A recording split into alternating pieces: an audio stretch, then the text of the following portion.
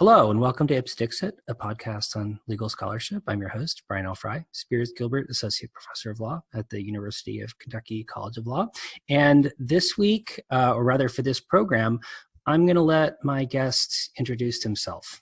Well, hello world. My name is King, live from prison. Yeah, well, it's so great to be talking to you, and I'm really excited to be getting your perspective. So I wonder, King, if you could just start by talking a little bit about your circumstances and just describing to people what it's like to live in prison. All right. Well, I think, especially for me, there's a lot of people with my same story. At least where the story started.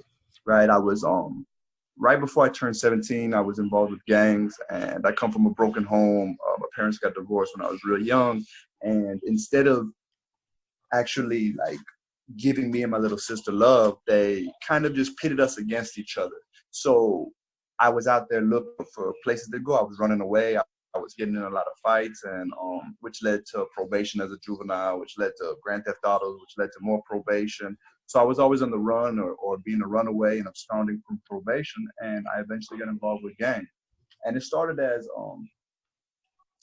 just neighborhood gangs, and I'm from Orlando, so it started from the Orlando area neighborhood gangs, and then eventually it turned into doing home invasions, and which subsequently led to a botched robbery where someone got murdered. When I was that young, I had a real warped sense of reality, a real warped sense of loyalty and love, and I let these dudes convince me to take the charge for them, and so I basically admitted to a murder. It was first degree murder, felony murder, and it kept them away from getting. All of them had kids, and all of them were anywhere from the age of 20, 21 to all the way up to 36, and it ended up. I guess I felt good because they weren't going to get the death penalty. I felt good, but I also felt like they told me I wasn't going to get life either. So I ended up getting 2 life sentences. Went to trial, got 2 life sentences, and came to prison. I just about a couple of days after I turned 18, I actually came to prison. I was in the county jail for almost 2 years, and because we're such great decision makers as children, what did I do? Everything that brought me to prison, gangs and all that stuff, I joined another gang, an even bigger gang. I became a Latin king, and from there, I'm not going to say that everyone that comes to prison needs to join a gang. However, every young person that comes to prison either feels they need to join a gang, either is already in a gang, or sometimes they do need to join a gang. It's a very violent place when you're coming in so young, because you don't actually know what to look for. You don't know what to be on point for. You don't know personality. You don't know yourself. So you don't know the sharks that are lurking every which way, every angle, every corner. There's always someone trying to get over on you, especially because you're young. They either know that you're impressionable, and they're either trying to rape you or something, or they're trying to get involved in their criminal activities. They're trying to get you to join their gangs because they're able to mold you at that young age. They're able to mold you, take you, and create you into something they want you to be. So I came to prison when I was 18 years old, and I didn't fight my case off rip. I had a lawyer. I had the idea that a lawyer's going to help me out. I had all these things. I didn't know anything. I've been going to the juvenile detention center since I was 13, 14.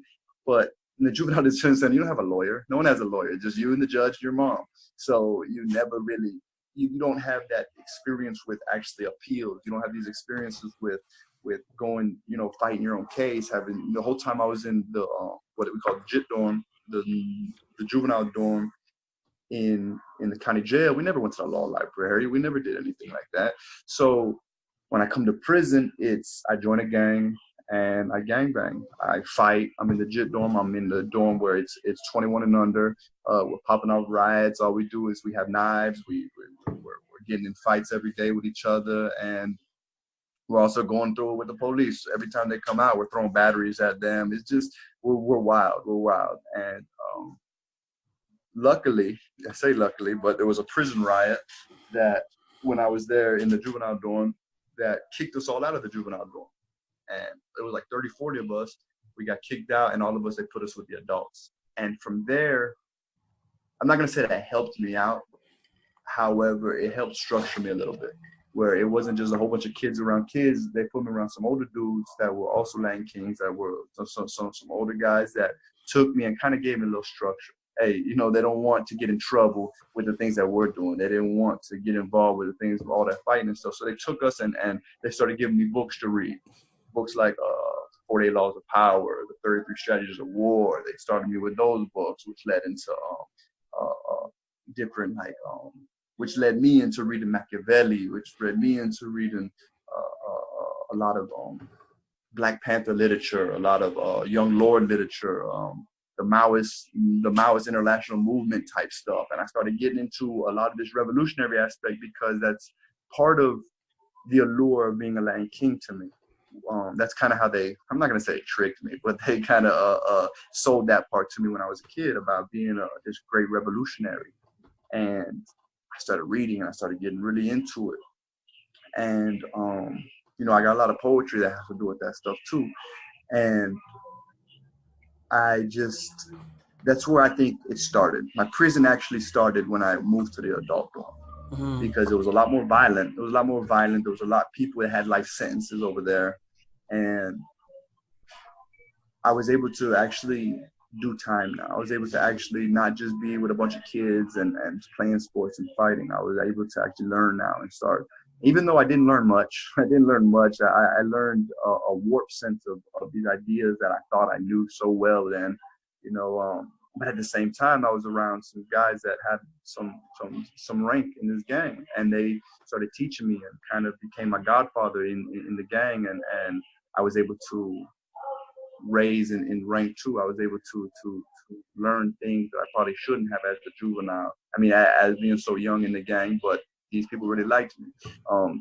I also kind of attribute that to my dad. My dad was a history teacher, and he used to, like, you know, I remember when I was a kid, he used to never read me like storybooks. He used to read me like ancient myths and books of morals and that type of stuff. So when I take that and couple it with the stuff that I was learning through this gang lore and through all our revolutionary socialists and Marxists and Che and all these people that I was following, George Jackson, I can just keep naming them. These were just people that spoke to me. And I started trying to do time like that. However, you know, doing a lot of drugs too then. Doing a lot of drugs because I didn't want to live in this reality. You know, I knew I had life. Hold on for a second. Who's that? I knew I had life, and I didn't want to live though in life. You know, I was young. I didn't even really understand that I had life yet. So I'm doing a lot of drugs. It was a lot of weed back then. Smoking a lot of weed. Every time other little harder drugs come, we might get into that. But it was just a lot of weed just to numb it. Just to numb the idea of prison, life sentence, all that stuff. Mm-hmm. So as the years go by, I start selling a lot of drugs. And I kind of don't really worry about my case. I got these quote unquote lawyers doing my case, lawyers doing my post-conviction case. So then I have a friend. He wasn't in the gang, but he was an older dude from my neighborhood. And hey, what they say? You straight? All right. So my fault. Sometimes the police walk around, so I might have to stop for a second.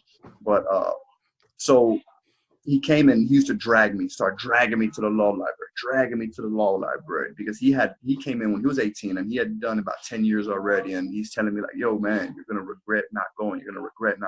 Dragging me to the law library, breaking down, crying like, yo, you got life, kid. What's wrong with you, man? Stop going out there and play football. Stop going out there with the bullshit, man. Fight, man. Fight. And so slowly but surely, I started getting into law, but I still wasn't fighting my case. I was putting my hands in these lawyers, right? And then I started getting my denials. I got one denial. Then I went to appeal it. I got another denial. And then I realized that my first lawyer messed up my ADPA time for my able to do the 2254s and the Fed Hague. So that got messed up. So I had, like, by the time I started realizing what was going on, had like 4 days left on my ADPA window. I had my federal 2254 time, and anyone that knows, you can't do a 2254 in 4 days. And they're very strict on the laws. They're very strict on the time limitations. So then for a short period of time, I would say for like almost 8 months, I didn't have anything in courts, and I was fighting with the decision like, yo, what am I going to do, man? Am I going to just be in here forever? What am I going to do? Am I going to escape? These were things that are crossing my mind. Like, am I going to just, try to become the rawest Latin king in the world and just live comfortably in here? And, it came to that point where I chose to just, I'm going to be a raw-ass Latin king and eventually escape. I gave myself a time to escape, and that's what I was going to do. Then, luckily, Graham versus Florida came out. Graham versus Florida was the juvenile life sentences that were not murder. The non-homicide juvenile life sentences. Boom. So that gave me a little hope. I started learning law then. I started getting into the law library. I started learning these things. I started just beating that law library down. But I was still very active in my gang. And I started raising in the ranks. I became almost like what you would call kind of like a state member of the Almighty Latin King. So now I was more than just my compound. I was running compounds. I was making shots. I was calling shots for different prisons. I wasn't the top dog, but I was in that area now, in that bracket. So I was doing that along with fighting my case. And it's difficult. I'm not very biblical, and I don't really get into too much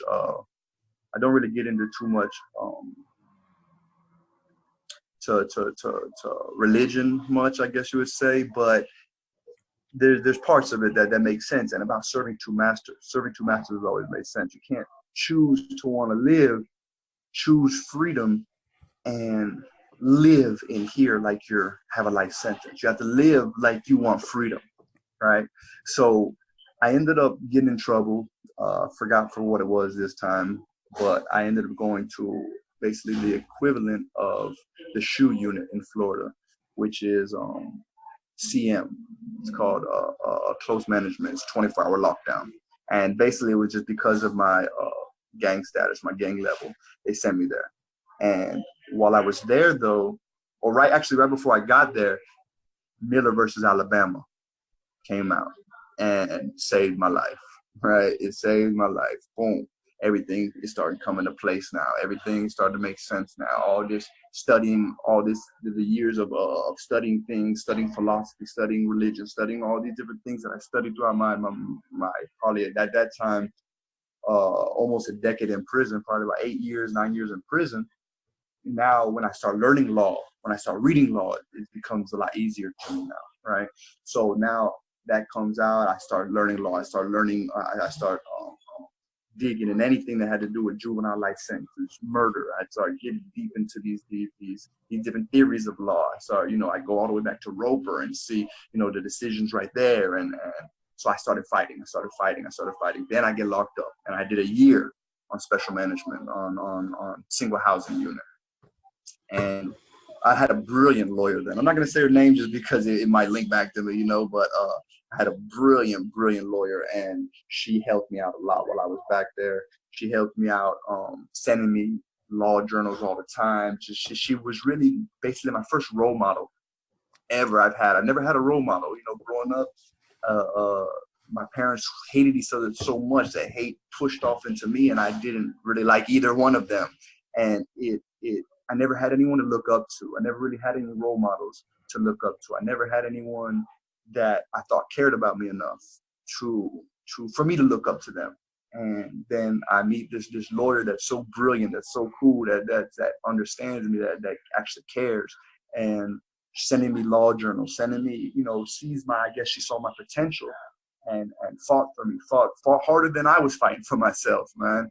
And I held on to that. It was like hope. It was hope. And I held on to her belief in me. And I started learning law. I started learning law really to probably impress her, started learning law really just to have something to talk to her about, man. I started, I talked to her about doing Blackstone paralegal, and she was with it, man. So that, and at this time, my parents, my dad was coming really like back into my life a lot, and he paid for my to become a paralegal. So I became a paralegal through Blackstone, and I just really started doing law. Then I started practicing it because I seen that, how many kids and how many people were coming in like me when I was 18, 19, not knowing what to do with themselves, not knowing what to do with their life. So I started doing cases. I started helping out, doing a lot of ineffective assistance counsel claims. I started doing, state HABEs, which in Florida they're ineffective assistance appellate counsel. Started because there's a lot of lawyers that don't care. Post conviction is a very specific. Hold up. What's up? Busy right now, bro. I gotta come in real quick. What's up? Hold on. What's up? I did that for you, man. It's 7 o'clock. Sit things, man. What's good? This is the pack from Joe. He said, you know you're good for it. All right. You know you're good for it. That's 15. He counted real fast. I got to thank you, bro. Go ahead and get some. Yeah, grab two and go. And then a very important interview right now. All right, be good, bro. Bro, I've been out there all night waiting on you to come out and do this for you. What's the wait? Hey. Yeah. My bad. No worries. No worries. We could add parts of that in there, but let's see if they said any names or anything. I'll cut out whatever we have to. But this is fascinating to me, and I wonder if you could talk a little bit about the legal culture in prison and the extent to which you feel like you do or don't have access to legal counsel, and also the ways in which you help other prisoners, and also sort of what tools you are most valuable to you, and also kind of like what tools might be helpful to people like you in helping other prisoners. Awesome. Well, all right. Now, and yeah, because I'm just rambling, I'm talking. So whenever you have a question, stop me and we can go in that direction. I'm just kind of just giving you my story. So, right now, the legal system, right now, the legal world of prison is messed up. And I'm going to say this it's different. Prison is different now. When I first came to prison, there were so many more people that were into education. There were so many more people into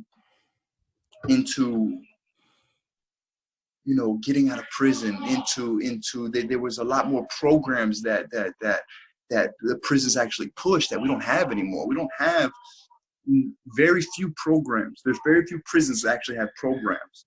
And these prisons are only created to not have gang members, to not have people that get in a little bit of trouble, to not these prisons, they're called incentivized prisons that they just started in Florida. And this is where all these programs are. However, they're structured in their abilities to go to these prisons. You can't be in no gang. You can't be in no gang because they're telling you have to stay clean for 4 years. And if you're in a gang, that's just very difficult. It's very difficult, just not because that you think you're going to get in trouble. But it's just as being in a gang in prison, they can lock you up for anything. Any incident report happens in your dorm, you can go to jail for it, and you can go on the shoot. So I say that to say this. Nowadays, there's a lot more people that are on drugs because it's easier to get drugs. I don't know how much y'all know in other states about what they call K2 or spice, or this, what they call, it's like synthetic marijuana. It's not synthetic marijuana. It's potpourri sprayed with like bug spray and these different poisons. And this is the epidemic that's going on in prison right now, in Florida prisons, because there's no piss test for it. You can't get in trouble for it. You can't. However, it's killing these people, man. It's making these people so numb to what's going on. It's brain frying them, man. So the law libraries are not packed how they used to be. And it bothers me. It disgusts me, really, man, that we're allowing this happen to ourselves, man. I really will get into the conspiracy theory and know that it's so many prisoners and so many officers that are bringing this stuff in to numb us, so we're not violent, so we don't stick together for anything, So, but the legal world in here is first off, everybody that's in there that has a law clerk certificate is not trying to help people. They're not. Just like every lawyer that's out there is not trying to be the Brian Stevensons. You know, every lawyer is not trying to change stuff out there. There's some lawyers that won a few cases when they first came in, and they still use those case laws 10 years later, man. You can't, you know, they're not. And it's the same thing with these people that are in here. There's people that will promise you evidentiary hearings. But what is evidentiary hearing? That's just putting something out there that's not on the record. But they'll trick these young dudes and make them pay all this money to them in canteen or in drugs, and they're not going to help. They're going to trick them. They're going to mess up their time. So very rarely, I would say probably 1 or 2 people on every compound actually care about law, actually care about helping people, actually want to and I think it's more for a selfish reason too. I don't think it's just for helping people. I think it's because they want to be the best, the best prison lawyers out there, you know, because of what happened to us. How many lawyers do we feel shitted on us? You know, how many lawyers, when we're going back through our transcripts, do we feel, man, he should have objected here, man, he should have, because all of us either had public defenders, all of us had these court-appointed lawyers that and I don't hate public defenders. That brilliant lawyer I was telling you about was a public defender, but they're so far and few between, man. They're so few and far between that a brilliant PD is either going to become a brilliant, you know, paid attorney, or she's just going to be a brilliant PD that is just not making that much money, or she's going to end up becoming a federal defender, right? Those were the brilliant ones go to. So it's in here we try to it's a lot of competition here. It's a lot of competitive stuff, and you know, we're all with that macho syndrome in here. So it is we're trying to be the best at what we do, which is good, which is actually good when it comes to the legal field, you know, which is actually good when it comes to trying to help people out, man, if I'm trying to be the best person I can be. But so they recently, within the last, I would say 5-6 years, have brought us computers in the law library, where before that it was all books. We had to learn how to navigate through these law libraries, these law books. We had to learn how to navigate through shepherdize these things, and we had to, you know, ancient stuff that is not used anymore. We had to do it up until probably like 5-6 years ago, man. And so a lot of people are still stuck on that. A lot of people touch this computer that were great at doing law and have no idea what they're doing. They don't know the Boolean system to, you know what I'm saying, compare these words and grab these different phrases. They don't know how to do these things, man. So, Wow. So yeah. I mean, one thing that I'm really interested in is that, you know, you clearly have a really sophisticated understanding of the relevant case law and statutory law relevant to the issues that are confronting you and your fellow prisoners. I wonder, sort of, could you talk a little bit about how you learned about that information? Like, sort of, what is the sort of like prison law school experience like? And are there things that people like me can do that would be helpful? Okay, yes. First off, the prison law experience is phony. These law clerk tests, being a law clerk is not being a paralegal. Being a paralegal is when you actually go get your paralegal certificate. Being a law clerk in here, they give you 9 tests to take, that a lot of the questions are outdated. You have to actually answer these questions wrong just to pass the freaking test, you know, because we all know that law is an ever-growing and expanding and changing. It's a changing philosophy, where these tests are stagnant. Probably 9-10 years ago these tests were written. So law has changed. Even just state law has changed. Just state administrative law, as the admin grievance process has changed in the last 10 years. However, they want us to learn and pass these 9 exams that is not going to help you at all. It's not going to help anyone, you know. So it's basically just trial and error. I pay a lot of my you know, my respects and how I learned law to two brilliant lawyers. The one that I started with and the one that I finished with. Okay, the one that I started with ended up becoming a federal defender because she was so brilliant, right? And then the one that I had used to be a federal defender, and he is now, he at that time he was doing death penalty work, and and then from there now he's in DC doing admin work for the federal defenders. So these two lawyers, and they're still in contact with me, are just brilliant. And they basically gave me my know-hows. Learn this. This is how you look up case law. This is how you do this. This is how you do this. This is what terms are. This is what the Boolean system is. This is how you create this up. They gave me like the legal battles 101 crash course while I'm fighting this Miller resentencing, because I guess they see my potential, and they allowed me to help them. They allowed me, where so many lawyers, their ego is fucked up, and they don't want no one in prison helping them. I've had other lawyers tell me, well, this is why I get paid the big bucks, and then I actually went and looked up on my phone that how much probably defenders are getting paid. I'm like, big bucks? What do you mean big bucks? Dude, you don't get paid that much, man. So it's like, I give it up to them, man. Those two brilliant lawyers that took me through the crash course, and now I'm doing it though. Now I'm helping people out. Now if someone wants to look up a case, if someone wants to look up these terms, I don't look it up for them. I show them, okay, this is what this means. This is how you use the quotation mark. This is what the @ symbol means, and use it to phrase like this. Okay, you can create two different parts you could create two different phrases and find out what you're looking for. So I am every day, a lot of people in the law libraries don't like to work the front desk, because you have to deal with a lot of people. So that's why wherever I go, I tell them, put me in the front desk, because the front desk is always going to do me two things. It's going to allow me to keep learning stuff, to keep learning law, to keep learning new things that people need help with. And it's also going to allow me to teach them, this is how you look up case law. This is how you take these ideas that you had before and turn them into push them on the computers, man.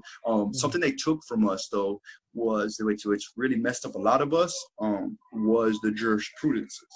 The American jurisprudences and the Florida jurisprudences. They took all of them from us because they feel that, it's not law. It's not law. It's just, teaching people about law. It's not actually, they just want to give us the least amount of things. Basically, a law library, all it has is these computers that have case law. It has statutes, and it has rules. The books we have are just the southern the southern seconds and the southern thirds, and we have the Federal Digests, and that's all we have here. We don't actually have stuff that teaches you theory. We don't have stuff that teaches you how to make arguments. We don't have things that teaches you how to write briefs. Everything is trial and error. And the worst part about it is usually the trial and error starts with our stuff. So by the time we become good at law, we done messed our shit up. Now we can help other people, but a lot of people in here have life sentences still because they didn't know how to bring these arguments to the table when it was time for them to bring the arguments to the table. We met because, among other things, you asked me to send you a copy of Rachel Barca's new book, which, I wish I had law students who were as engaged and as excited about learning new ideas about law like you are. And I wonder if you could just reflect a little bit or talk a little bit about your interest in the law and where you'd like to see yourself someday. Would you like to be a lawyer? For sure, I would love to be a lawyer. But I think my interest started with realizing that I'm not the only one in here with a life sentence as a juvenile. I'm not the only one in here that made some horrible choices as a child and is being blamed for it. And I realized that it wasn't a brilliant brief that changed the law. It wasn't a brilliant lawyer that changed the law. It was the times that changed the law. It was science that changed Miller versus Alabama. So just that right there shows that law, because before this, I studied a lot of ancient symbology. I studied a lot of ancient philosophy and all that stuff. Like I got into Manly P. Hall, how he elucidated all these ancient philosophers and in symbology and stuff. However, that stuff becomes stagnant. That stuff, you read 10 spiritual books, you don't read them all. With law, this is the only philosophy that is constantly changing, constantly evolving, constantly turning into something new and something better. Even when the horrible case law comes out, it's better because now they've given people so much to battle this stuff and create these ideas, and create these challenge this. It's a constant challenge where when you try to challenge Plato, when you try to challenge Aristotle, it doesn't work anymore. You can't challenge Aristotle. He's been dead for hundreds of years, man. But because it's constantly changing, we can constantly challenge it. So yes, I would love to be a lawyer. I would love to be a lawyer, but sometimes I don't let myself play with those ideas, right? Because I'm going to get out at the earliest at the age of 41. And it's not saying that people don't become lawyers in their early 40s. It's saying that a lot of people have a difficult time after doing 25 years in the free world. Right. So I don't want to set myself up for failure by having all these grand ideas, by having all these grand challenges that I want to put myself through. If there was any way I could do it while I was in here, if there was a way that I could I got 9 more years. If there was a way I could go to law school while I was in here, for sure I would jump out and jump right into a freaking courtroom. Right. But I don't know if that's possible. It might be possible one day. Right. But right now it's not. So I'm cool with being a paralegal. I would love to be a lawyer, of course, but I'm cool with being a paralegal even when I get out. It'll put me in that same legal realm. It'll put me in that same place. I just, I can't make the arguments, but I can write. I've gotten very good because of in here. I don't make arguments in front of judges for people. I do motions. I do motions. I do briefs. I do these type of things that I can still do as a paralegal. I can still write these memorandums. I can still write these motions and give them to lawyers and then help people out. But yes, of course, I would love to be a lawyer. That would be dope. I mean, and even different types of lawyers too. I'm looking into, criminal, of course, being a criminal lawyer, and being a criminal lawyer that specializes in post-conviction, because post-conviction is such a specific type of law that is not taught to you in law school. It's what's taught is appeals, doing briefs, and that's it. But there's so much stuff to do before and after the brief, that is not taught in law school, and things that I've self-taught myself. I self-taught, and I would love to be able to, even if it's just getting grants and helping prisoners, doing IAC claims, man, that would be dope, man. Also, I think, which is an amazing, and I don't know too much about it because there's not a lot of law firms for it, of course, but is civil rights. To do civil rights. I've done a few civil rights complaints, 1983s and stuff in here. So just the idea of doing civil rights, because that's what changes things too, man. Criminal law changes things, but civil rights changes worlds, man. And getting into this revolutionary aspect, I had to get into these different civil rights movements of different countries, of different times. And civil rights is amazing. And so if I could be a civil rights attorney and fight for people that actually, that's actually going to change things. If I could fight for the injustices that's going on, man, I think that would be brilliant too. Well, King, I talked to you a little bit about, yeah, I was going to say, I mean, it's been really great talking to you about this. I think you would make a fantastic lawyer, and I hope that we can make this a regular feature. I'd love to get more of your insights on what it's like to be a prisoner, what it's like to be someone studying law in prison. For sure. I would love to do this. Actually, it's great you say that too, because I actually wanted to start my own podcast called Shank Radio, right? And that's the name of my Twitter handle. It's King_Shank Radio. And that's why I made it, because I've always had the idea of doing a podcast. So I would love to just do something regularly with you. We can whenever you want, I would be down for this. Man. Awesome. There's still a lot of my story I haven't told, and there's still so much that we have to talk about, For sure. Let's schedule something for next week, and I look forward to talking to you again. For sure. That's what's up. Awesome. Hey man, thank you so much for letting me.